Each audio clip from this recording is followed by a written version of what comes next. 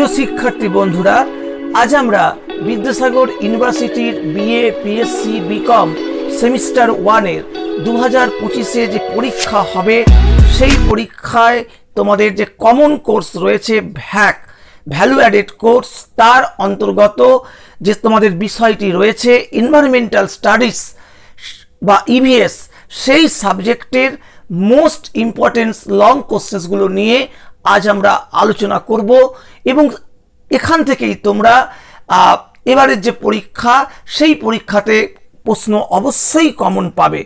তাহলে দেখো, তোমরা জানো যে তোমাদের এখান থেকে 3টে লং কোশ্চেন্স, আগের বারে যেভাবে প্রশ্ন হয়েছিল 3টে লং প্রশ্ন 10 নম্বরের তোমাদেরকে লিখতে হবে।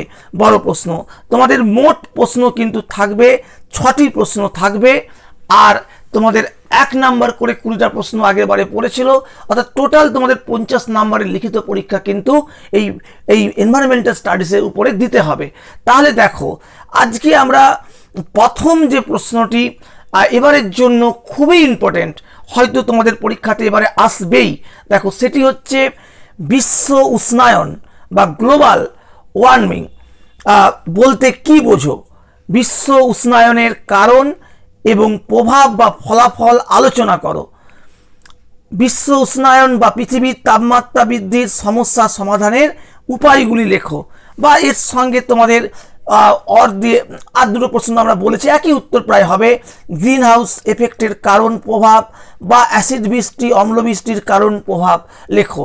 অর্থাৎ এই অংশটা তোমাদের, এই প্রশ্নগুলো এবারের জন্য খুবই ইম্পর্টেন্ট একটা প্রশ্ন তোমরা এখান থেকে কমন পাবে।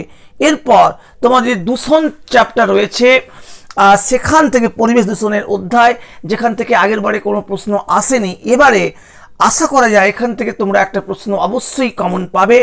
তোমরা এখান থেকে 2 নম্বর যে ইম্পর্টেন্ট কোশ্চেন্স, বায়ু দূষণ, শব্দ দূষণ, জল দূষণের কারণ, ফলাফল বা প্রভাব এবং প্রতিরোধের উপায় তোমাদেরকে করে যেতে হবে। 3টে দূষণ বলা হয়েছে এবং তার সঙ্গে তোমরা মৃত্তিকা দূষণটাও করে নেবে। তার মধ্যে অবশ্যই বায়ু দূষণ এবং শব্দ দূষণ সব থেকে বেশি গুরুত্বপূর্ণ, এবং যদি ঘুরিয়ে প্রশ্ন হয় সেক্ষেত্রে হয়তো তোমাদেরকে আরও যে দুটো দূষণ রয়ে গেল, জল দূষণ এবং মৃত্তিকা দূষণ, এগুলোও দেখে যেতে হবে। যদি কোনো কারণে প্রথম ইম্পর্টেন্ট যে প্রশ্নটি বায়ু দূষণ, যেটি খুবই গুরুত্বপূর্ণ, এবং শব্দ দূষণ যদি না পরীক্ষাতে আসে, সেক্ষেত্রে অন্যগুলো থেকেও আসতে পারে। তাহলে তোমাদের 2 নম্বর প্রশ্ন চলে গেল। এবার 3 নম্বর যে ইম্পর্টেন্ট কোশ্চেন্স, যেখান থেকেও প্রশ্ন এবারে আসার সম্ভাবনা সব থেকে বেশি, যে সুস্থায়ী বা টেকসই সাস্টেনেবল ডেভেলপমেন্ট কাকে বলে, ভবিষ্যৎ জীবনযাত্রার মান উন্নয়নের এর আবশ্যিকতা বা প্রয়োজনীয়তা আলোচনা করো, আর তার সঙ্গে সুস্থায়ী উন্নয়নের বা সাস্টেনেবল ডেভেলপমেন্টের প্রধান বাধাগুলো লেখো।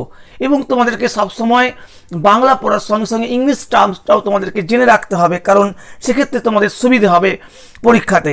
পরের যে প্রশ্ন ইম্পর্টেন্ট 4 নম্বর প্রশ্ন, ভারতে সংগঠিত বিভিন্ন পরিবেশ আন্দোলনগুলো, যেমন সাইলেন্ট ভ্যালি, বিষ্ণয়, চিপকো, নর্মদা বাঁচাও, আপ্পিকো, এই আন্দোলনগুলো সম্বন্ধে আলোচনা করো। অর্থাৎ এখান থেকেও কিন্তু আগেরবারে কোনো প্রশ্ন আসেনি, সেখানে তোমাদের এই পরিবেশ আন্দোলনগুলো এবারের জন্য খুবই ইম্পর্টেন্ট। এবং 5 নম্বর প্রশ্ন যে জনসংখ্যা কাকে বলে, পপুলেশন, এবং জনসংখ্যা বৃদ্ধির কারণগুলি আলোচনা করো এবং জনসংখ্যা বৃদ্ধির প্রভাব লেখো। এখান থেকেও খুবই ইম্পর্টেন্ট প্রশ্ন এটা এবারের জন্য তোমাদের। তাহলে আমরা টোটাল প্রথম 5টা কোশ্চেন্স বললাম, যেখান থেকে তোমরা যদি সহজ প্রশ্ন হয় বা সিস্টেম মেনে প্রশ্ন হয়, তাহলে তোমরা হয়তো এই প্রথম 5টা প্রশ্নের মধ্যে 3টে প্রশ্ন অনায়াসেই কমন পাবে। এবং তারপরেও আমরা আরও কয়েকটা এক্সেস প্রশ্ন তোমাদের দিয়ে দিচ্ছি, যাতে কোনো রকম ঝুঁকির ব্যাপার না থাকে। দেখো, কারণ প্রশ্ন সবসময় মনে রাখতে হবে, প্রশ্ন সবসময় যে একদম তোমাদের মানে 1, 2, 3, 4টে প্রশ্নের মধ্যে আসবে এমনটা কিন্তু অধিকাংশ ক্ষেত্রেই হচ্ছে না মানে বর্তমান সময়ে। সেই কারণে তোমাদেরকে মোস্ট ইম্পর্টেন্ট প্রশ্নগুলোর সঙ্গে সঙ্গে আরও কিছু এক্সেস প্রশ্ন করে যেতে হবে। দেখো, সেক্ষেত্রে আমরা প্রথম যে এক্সট্রা প্রশ্ন বলছি, যে ভারতের পরিবেশ রক্ষার ক্ষেত্রে জাতীয় পরিবেশ সুরক্ষা আইন 1986 ভূমিকা আলোচনা করো, বা টিকা লেখো বায়ু দূষণ নিয়ন্ত্রণ আইন 1981। এই পরিবেশ সুরক্ষা আইন, এখান থেকে আরেকটা যে পার্ট ছিল সেখান থেকে তোমাদের বন্যপ্রাণী সংরক্ষণ আইন আগেবারে পরীক্ষাতে এসেছে, তাহলেও এই অংশটি কিন্তু সুরক্ষা আইনের অংশটি খুবই গুরুত্বপূর্ণ, এখান থেকে প্রশ্ন আসার সম্ভাবনা অনেক বেশি। সেই কারণে এটাও খুব গুরুত্বপূর্ণ প্রশ্ন, যদিও আমরা এক্সেস প্রশ্ন দেখেছি, কিন্তু এটা তোমাদেরকে দেখে যেতে হবে। আর পরের যে প্রশ্ন দেখো, বাস্তুতন্ত্র বা ইকোসিস্টেম কাকে বলে, বাস্তুতন্ত্রের বিভিন্ন উপাদানগুলি চিত্রসহ আলোচনা করো। এটাও খুব গুরুত্বপূর্ণ প্রশ্ন। আর এর সঙ্গে আরেকটা প্রশ্ন হয় এখান থেকে, দেখো যে বাস্তুতন্ত্রের গঠন বলতে কি বোঝো, বাস্তুতন্ত্রে উৎপাদক, খাদক এবং বিয়োজকের ভূমিকা আলোচনা করো। আর অথবা আরেকটা প্রশ্ন তোমাদের হতে পারে এখান থেকে, বাস্তুতন্ত্রে শক্তি প্রবাহ কাকে বলে, শক্তি প্রবাহের বিভিন্ন পর্যায় বর্ণনা করো। এটাও কিন্তু এই 7 নম্বর প্রশ্নটা বাস্তুতন্ত্র থেকে আগের বারে সে অর্থে কোনো প্রশ্ন আসেনি, এবং এখান থেকেও তোমরা একটা প্রশ্ন অবশ্যই কমন পাবে, সেক্ষেত্রে তোমরা এই 7 পর্যন্ত, এবং এখানে তোমাদের কতগুলো বাস্তুতন্ত্রে আরও কতগুলো দিক আছে দেখো, যেমন পুকুর, সমুদ্র, মরুভূমির বাস্তুতন্ত্র বর্ণনা করো, বা বনভূমির বাস্তুতন্ত্র। এগুলো খুবই সহজ জিনিস, একবার করে তোমাদেরকে দেখে যেতে হবে, এবং এখান থেকেও একটা প্রশ্ন কিন্তু আসতে পারে। অর্থাৎ তোমরা যদি 1 থেকে 7 প্রথম 5টা পরে আরও 2টো প্রশ্ন করে নাও, তাহলে আর কোনো 7 এবং তারপরে আরেকটা প্রশ্ন 8 নম্বর প্রশ্ন, পরিবেশ কাকে বলে এবং প্রাকৃতিক পরিবেশের বিভিন্ন উপাদানগুলি সম্পর্কে আলোচনা করো, বা পরিবেশ শিক্ষা বলতে কি বোঝো, পরিবেশ শিক্ষার লক্ষ্য উদ্দেশ্যগুলি লেখো, বা পরিবেশ শিক্ষার গুরুত্ব প্রয়োজনীয়তা আলোচনা করো।